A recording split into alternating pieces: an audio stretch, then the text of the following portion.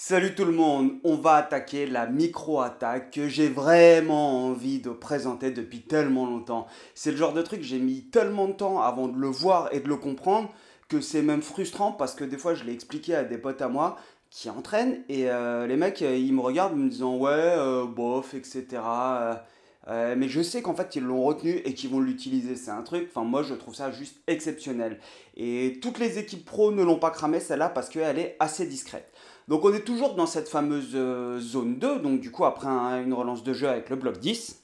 Et pour vous raconter la petite anecdote, ça c'est vraiment le genre d'action où je m'attarde sur une équipe, donc je visionne tous les matchs de l'équipe en me disant ok je vais faire attention, je sais pas moi, à la redistribution des avants dans telle zone, etc.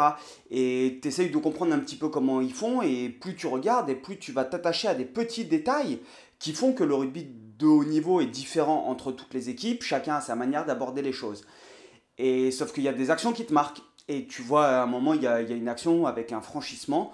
Tu te dis, ok, waouh, c'est bien joué, ça va quand même ultra vite le rugby pro. Les mecs, ils réagissent à une vitesse, c'est hallucinant. Et là, 4 matchs plus tard, paf, je retombe sur le même franchissement, la même action.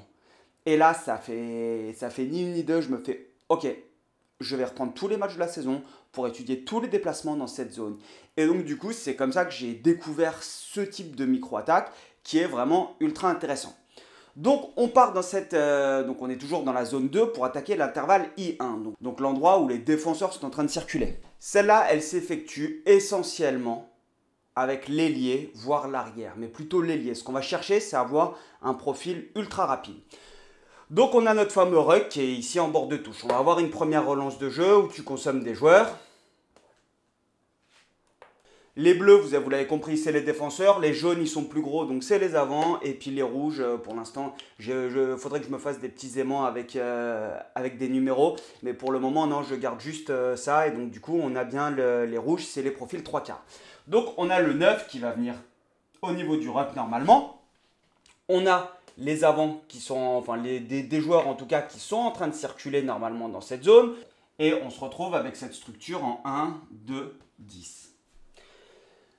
Comme on l'a vu sur celle d'avant, en fait, c'est très intéressant de faire attaquer cette zone par des profils rapides. Et donc, du coup, on pouvait demander à un ou deux ailiers sur la 10-1 ou 10-2 de venir se proposer à l'intérieur avec le premier joueur du bloc 12 qui ressort à hauteur. Bon, et bien là, c'est une animation qui est légèrement différente. Pourquoi? Si on a cette structure en 1, 2, 10, on va même mettre la menace de l'ailier ici.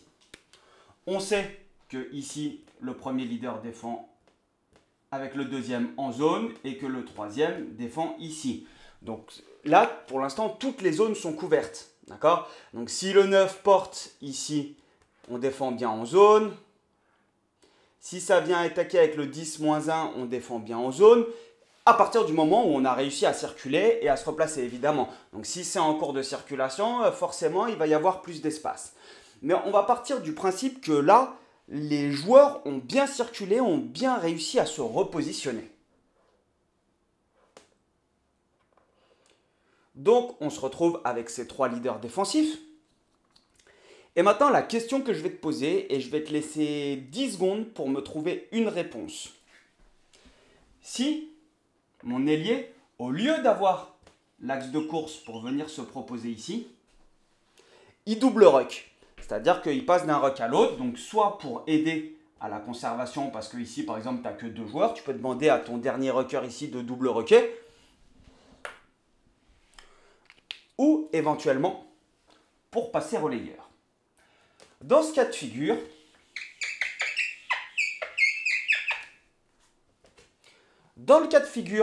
où il vient ici, tu ne sais pas vraiment pourquoi il vient à la base quand tu es en défense. Tu t'attends à avoir cette menace à l'intérieur, mais il n'y en a pas.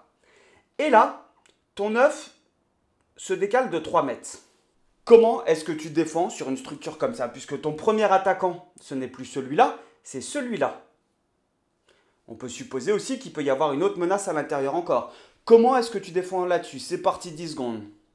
1, 2, 3, 4, 5, 6, 7, 8, 9, 10. Bah en fait moi je sais pas. Pourquoi? On a les joueurs qui sont normalement en train de circuler. Donc tu essayes toujours de défendre sur le +1. Ce qui est normal puisque le décalage, normalement, il va se retrouver ici si tu as eu une libération rapide. Ça fait partie des principes de jeu. Et à aucun moment, ou très peu souvent dans le rugby, tu te retrouves avec ton 9, parce que c'est ce qu'il faut se dire ici, ton 9 en premier attaquant qui potentiellement vient jouer un duel.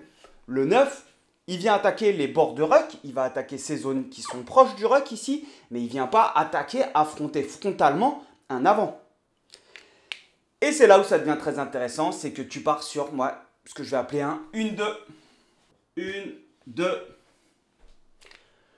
On a l'ailier ici qui va donner la balle au 9, qui n'a pas forcément de vitesse. Donc le 9, il doit être, je pense qu'il faut un espace de 5-6 mètres. Parce que si tu mets un espace de 5-6 mètres, ça va permettre à ton 10 de se décaler. Donc potentiellement ton défenseur sur le 10 de se décaler. Et donc tu vas te retrouver avec un espace assez grand ici à couvrir. Au moment où le 14 donne au 9, le 9 est quasiment à plat. Le 14 va tout simplement recharger et le 9 va lui remettre à l'intérieur. Pourquoi? Parce que là, ton 9, c'est ce que je dis, tu te dis que la probabilité pour qu'il vienne agresser ou qu'il joue dans cette zone, elle est extrêmement faible. Ça se fait quasiment pas au rugby. Donc tu te dis en fait, c'est juste qu'il avait pris un temps d'avance et le 9 va faire la passe. De toute façon, les 9 sont là pour faire la passe. Et ce qui va se passer, c'est que ce joueur va venir par là et ce joueur va venir ici. Donc si là, tu as des mecs pas trop bêtes qui normalement vont essayer de te ralentir la circulation, tu ouvres cet intervalle ici pour le 1-2. Donc ça fait 1, 2. Ça paraît très compliqué comme ça, alors qu'en réalité, c'est ultra simple. Et là où c'est intéressant, c'est sur ces courses d'anticipation que tu peux avoir, c'est que si tu as deux ailiers dans ce ruck,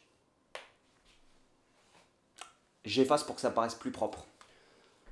Quand tu as ces deux ailiers dans le ruck, on va avoir le premier qui vient double rucker avec le 9 qui se décale ici pour pouvoir faire le 1-2. Et ce joueur-là peut tout simplement rester ici, soit pour venir menacer, ou soit pour avoir une course d'anticipation. C'est-à-dire que là, tu vas avoir le 1-2 avec ce joueur-là qui du coup va attaquer cette zone de fracture.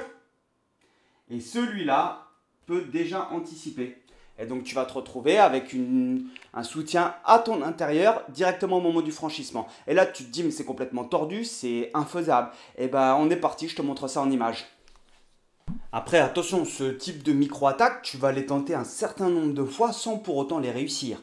On prend l'exemple là, on va avoir du coup cet ailier en dernier rucker qui va venir skater. Donc là on le voit, il vient dans l'axe et il va pousser le 9. Le 9 anticipe du coup ce départ, par contre il se fait déblayer. Mais c'est des choses qui arrivent, on n'arrivera pas à le faire à chaque fois. L'objectif c'est pas de réussir à le faire à chaque fois, c'est que sur les 8 fois où tu vas le tenter, si ça break 2 fois ou une fois, tu es gagnant. Et dans tous les cas, même sans breaker, tu vas pouvoir générer de l'avancée. Forcément, c'est plus facile à faire quand tu arrives en bout de ligne et qu'en bout de ligne, à partir d'un lancement de jeu, tu as plus de 3/4. Donc là, on s'aperçoit que tu arrives en bord de touche, tu vas avoir une première relance de jeu avec des avants. Et là, on a le 14 qui vient pousser le 9 et qui se retrouve finalement à la conservation. Il essaye de le faire, mais trop tard. C'est-à-dire que tu as essayé de faire ce que tu pouvais pour le faire. Le 9 s'est décalé, tu as tout pour ta micro-attaque, mais au bout d'un moment, tu ne la fais pas pour la faire. C'est-à-dire que là, il s'aperçoit que c'est fermé. Pas de souci, moi je repars en pick and go ou je génère de l'avancée tout seul. Cette séquence est légèrement différente. Pourquoi est-ce qu'elle est légèrement différente? Puisque je pense que c'était au début où ils essayaient de le mettre, et on va voir Colby. On va s'intéresser juste à Colby sur l'action qui reste dans l'axe et qui va tenter de le faire en zone de marque. C'est-à-dire que là, hop, on arrive proche de cette zone, on a Colby qui va décaler le 9 et hop, avec le 9 et le pilier, ils vont tenter. Et effectivement, si on arrive à générer des micro-franchissements comme ça dans la zone de marque, pourquoi pas, ça peut être intéressant, mais je pense que la pression défensive est tellement plus élevée en zone de marque que tu as moins le temps et c'est beaucoup plus dur de le faire. comme je vous le dis, c'est beaucoup d'adaptation en permanence. On n'est pas en train d'enfermer les joueurs dans un schéma. Le tout, c'est de leur donner des principes, des repères communs, des façons d'attaquer communes et que les mecs se fassent plaisir. Là, on voit le 14, il arrive et finalement, bah, il se retrouve à la conservation. Tu te retrouves avec le 9 qui est bloqué et bah, du coup, il y a une passe pour le 9 et le 9 sert juste en pivot pour déplacer le ballon. En soi, c'est pas grave. C'est juste que tu as ajouté une option supplémentaire parce qu'évidemment, le 9, en fait, au moment où il reçoit le ballon, bah, il peut toujours continuer de déplacer le ballon. C'est juste que tu vas menacer une zone supplémentaire. Et celle-là est très intéressante parce qu'on voit que même sans vitesse, tu arrives à générer de l'avancée. Et évidemment, c'est normal que tu arrives à générer de l'avancée sans vitesse, puisqu'il ne faut pas oublier que le 14, une fois, ou l'ailier, une fois qu'il a fait sa passe, il doit reculer. Et donc c'est pour ça que tu as besoin de profils ultra rapides et gazés dans ce secteur de jeu, dans cette zone de jeu, pardon.